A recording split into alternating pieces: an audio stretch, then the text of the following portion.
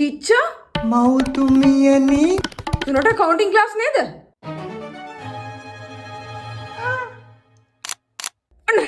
අනේ අපේ හිච්ච කාමරයට දුවලා ගිහි ක්ලාස් එකට ජොයින් වෙනවා. මෙහෙම කතන්දරයක් දන්නේ නැති හිච්චගේ තාත්තා කාමරේ දොර ගාවට එනවා. හිච්චා අද වොෂ්රූම් ගියාද?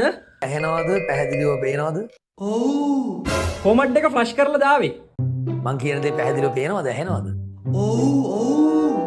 ඒක ඇතුළට නහයක් කරන් යන්නේ. අනික මම නොදන්නේ ඔබේ මතක ගැන. කොතනද නැවැද්දේ මේ නවත් පුදරක් අත බලන්න මතක නැහැ නේද?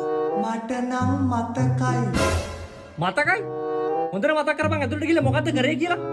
කොතනද නැවැද්දේ? ලිපි ද්‍රව්‍ය ලබා ගැනීම. ඈ? මොනවද මං කියන්නේ? උඹට පයිතියන්ද? ලිපි ද්‍රව්‍ය මිලදී ගැනීම කියන කොටස කතා කරේ.